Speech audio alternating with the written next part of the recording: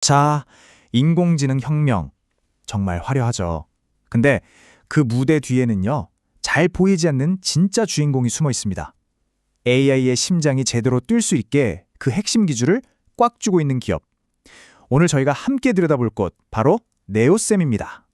AI는 데이터를 먹고 자라잖아요. 그것도 우리가 상상하는 것 이상으로 정말 어마어마한 양의 데이터를 먹어치웁니다.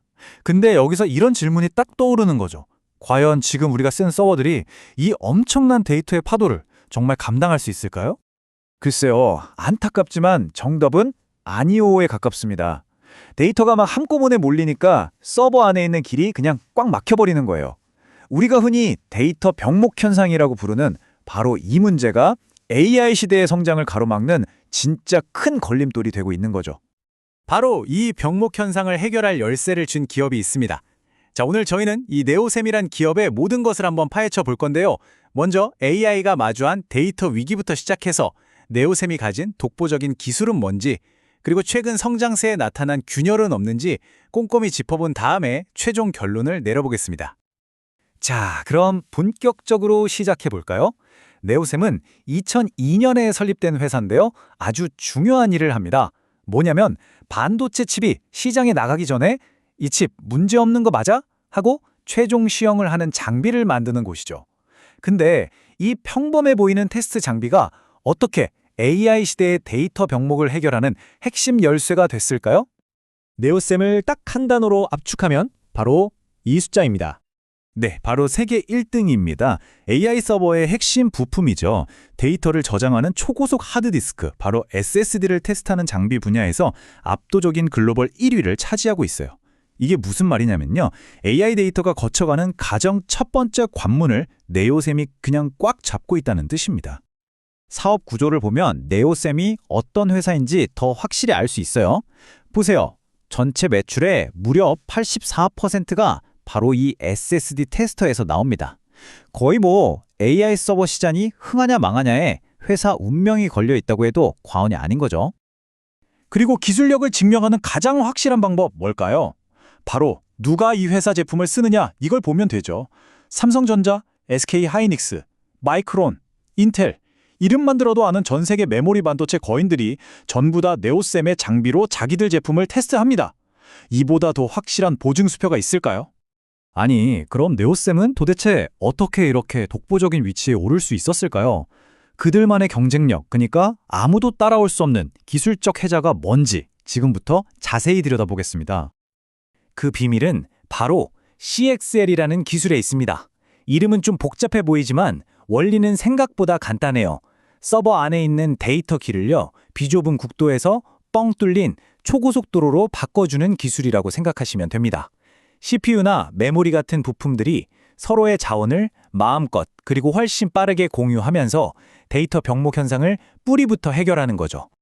진짜 놀라운 건요, 네오셈이 이 CXL 분야를 그냥 따라가는 게 아니라 아예 시장을 만들고 있다는 거예요. 이 타임라인 좀 보세요. 2023년에 세계 최초로 CXL 1.1 테스터를 딱 내놓더니 불과 1년 만에 2.0 장비 납품을 시작했어요.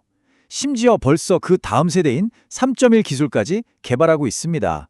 이건 시장을 그냥 이끌고 가는 거죠. 이런 속도전이 아주 강력한 무기가 됩니다. 한번 생각해 보세요. 삼성이 아무리 좋은 차세대의 CXL 메모리를 개발해도 그걸 테스트할 장비가 없으면 그냥 무용지물이잖아요. 그런데 그 필수 테스트 장비를 네오셈이 가장 먼저 공급한다? 그럼 고객들은 네오셈 장비에 맞춰서 개발을 진행할 수밖에 없어요. 이걸 바로 강력한 락인 효과, 우리말로 하면 자물쇠 효과라고 부릅니다. 하지만 모든 이야기가 이렇게 장밋빛이기만 한 건 아닙니다. 이렇게 강력한 성장 동력이 있는데도 불구하고 최근 실적을 보면 몇 가지 좀 우려스러운 신호들이 보이거든요. 균형 잡힌 분석을 위해서 이 부분도 반드시 짚고 넘어가야겠죠. 일단 지난 3년간의 성장세는 정말 대단합니다. 매출력이 2022년에 약 747억 원이었는데 2024년에는 1,052억 원을 돌파했어요. 그야말로 폭발적인 성장이죠. AI 시장이 열리면서 회사가 얼마나 빠르게 컸는지 한눈에 보이는 대목입니다. 그런데 말이죠. 이 아름다운 성장세가 최근 들어서 갑자기 꺾입니다. 이 표를 좀 보세요. 1분기에 15억 흑자였던 영업이익이 2분기에 5억으로 줄더니 3분기에는 마이너스 5억 적자로 돌아섰습니다. 아니, 대체 무슨 일이 있었던 걸까요? 여기에는 몇 가지 이유가 좀 겹쳤습니다. 첫째, 고객사들이 재고를 조절하면서 잠시 숨고르기에 들어간 영향이 있고요. 근데 더 중요한 이유는 회사 내부에 있어요. 네오셈이 미래를 위해서, 그러니까 CXL 3.1 같은 차세대 기술 개발에 연구비를 정말 아낌없이 쏟아부었기 때문이죠. 이건 사실 비용이라기보다는 투자로 봐야 합니다.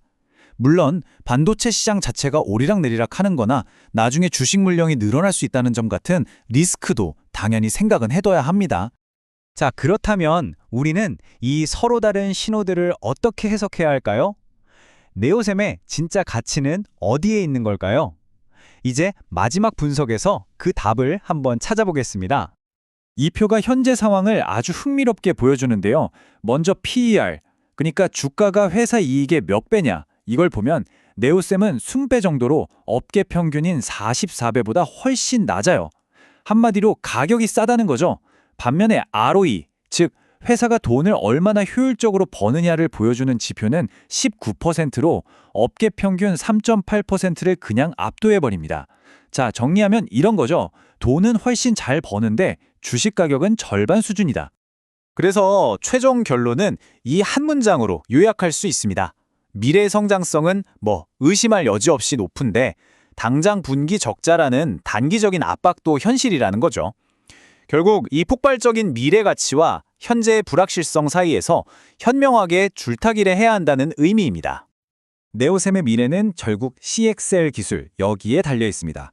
그리고 다가올 2026년은요, 이 기술이 더 이상 꿈이나 기대의 영역에 머무는 게 아니라 진짜 돈으로, 즉 실제 매출로 증명해야만 하는 아주 중요한 시험의 해가 될 겁니다. 오늘 이야기는 여기까지입니다.